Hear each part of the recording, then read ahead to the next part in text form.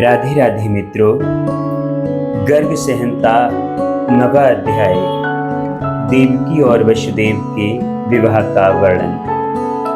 श्री नारद जी कहते हैं, राजन, एक समय की बात है, श्रेष्ठ मथुरापुरी के परम सुंदर राजभवन में गर्ग जी पधारे। वे ज्योतिष शास्त्र के बड़े प्रमाणिक विद्वान थे। संपूर्ण श्रेष्ठ यादवों ने सूरसेन की इच्छा से उन्हें अपने पुरोहित के पद पर स्थापित किया। मथुरा के उस राजभवन में सोने के किवाड़ लगे थे। उन किवाड़ों में हीरे भी जड़े गए थे। राजद्वार पर बड़े बड़े गजराज झूमते थे। उनके मस्तक पर झुंड के झुंड भौरे आते और उन हाथियों के बड़े बड़े कानों से आहत होकर गुंजारव करते हुए उड़ जाते थे। इस प्रकार वह राजद्वार उन भ्रमरों के नाद से कोलाहल पूर्ण हो रहा था। गजराजों के गंड स्थल से निर्झर की भांति झरते हुए मद की धारा से वह स्थान समावृत था। अनेक मंडप समूह उस राज मंदिर की शोभा बढ़ाते थे। बड़े बड़े वीर कवच, धनुष, डाल और तलवार धारण किए राजभवन की सुरक्षा में तत्पर थे। रथ, हाथी, घोड़े और पैदल इस चतुरांगणी सेना तथा मंडलिकों की मंडली द्वारा भी वह राज मंदिर सुरक्षित था। मुनिवर गर्ग ने उस राजभवन में प्रवेश करके इंद्र के सदृश उत्तम और ऊंचे सिंहासन पर विराजमान राजा उग्रसेन को देखा। अक्रूर, देवक तथा कंस उनकी सेवा में खड़े थे और राजा छत्र चंदोबे से सुशोभित थे तथा उन पर चवर डुलाए जा रहे थे। मुनि को उपस्थित देख राजा उग्रसेन सहसा सिंहासन से उठकर खड़े हो गए। उन्होंने अनन्यान यादवों के साथ उन्हें प्रणाम किया और सुभद्र पीठ पर बिठाकर उनकी सम्यक प्रकार से पूजा की। फिर स्तुति और परिक्रमा करके वे उनके सामने विनीति भाव से खड़े हो गए। ऋषि गर्ग ने मुनि से कहा, राजा को आशीर्वाद देकर समस्त राज परिवार का कुशल मंगल पूछा। फिर उन महामना महर्षि ने नीति वेदता यदुश्रेष्ठ देवक से कहा। श्री गर्ग जी बोले, राजन, मैंने बहुत दिनों तक इधर उधर ढूंढा और सोचा विचारा है। मेरी दृष्टि में वसुदेव जी को छोड़कर भूमंडल के नरेशों में दूसरा कोई देवकी के योग्य वर नहीं है। इसीलिए नरदेव, वसुदेव को ही वर बनाकर उन्हें अपनी पुत्री देवकी को सौंप दो और विधि पूर्वक दोनों का विवाह कर दो। श्री नारद जी कहते हैं, मिथिलेश्वर, गर्ग जी की उक्त आदेश को ही शिरोधार्य करके समस्त धर्म धारियों ने श्रेष्ठ देवक के कहे अनुसार सगाई के लिए निश्चय किया और सगाई के लिए पान का बीड़ा भेज दिया और गर्ग जी की इच्छा से मंगलाचार का संपादन करके विवाह में वसुदेव वर को अपनी पुत्री अर्पित कर दी।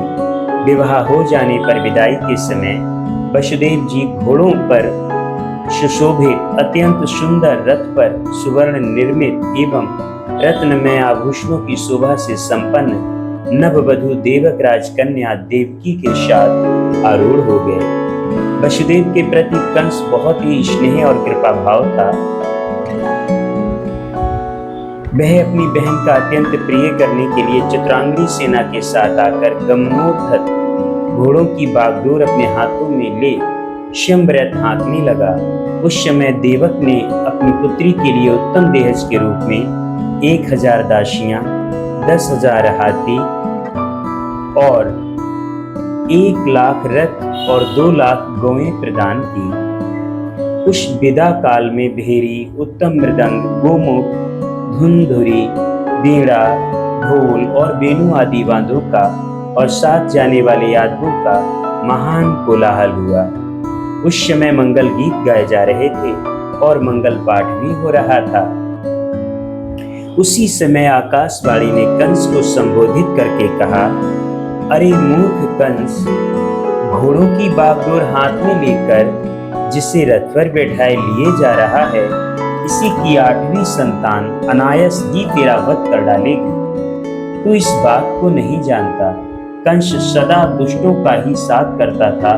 स्वभाव से भी वह अत्यंत खल था। लज्जा तो उसे छू नहीं सकती थी। वह निर्दयी होने के कारण बड़े भयंकर कर्म कर डालता था। उसने तीखी धार वाली तलवार हाथ में उठा ली, बहन के केस पकड़ लिए और उसे मारने का निश्चय कर लिया। उस समय बाजे वालों ने बाजे बंद कर दिए। जो आगे थे वे चकित होकर पीछे देखने लगे।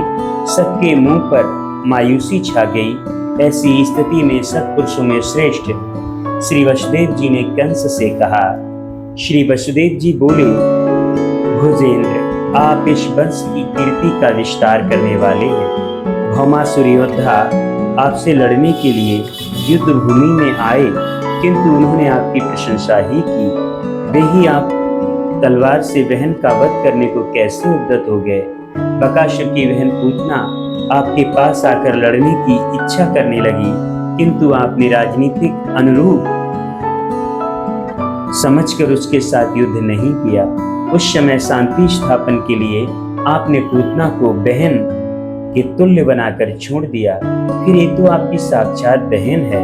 किस विचार से आप इस अनुचित कृत्य में लग गए। मथुरा नरेश, यह कन्या यहाँ विवाह के शुभ अवसर पर आई है। आपकी छोटी बहन है, बालिका है, पुत्री के समान दयनीय है, दया पात्र है।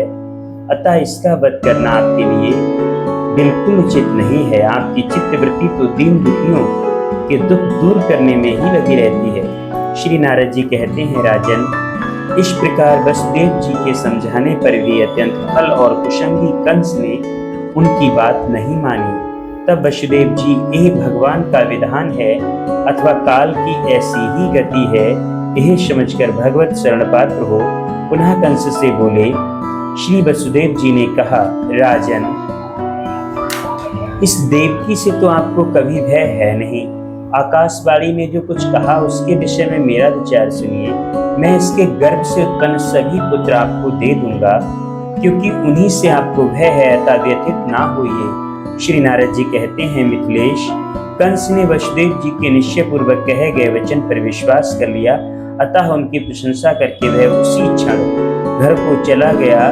इधर वासुदेव जी भी भयभीत हो देवकी के साथ अपने भवन को पधारे।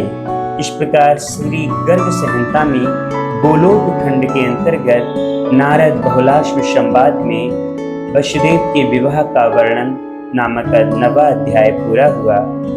गर्ग संहिता के 10वें अध्याय को लेके हम कल फिर आपसे मिलेंगे। तब तक के लिए राधे राधे। जय श्री कृष्णा। मित्रों, अपना ध्यान रखिएगा।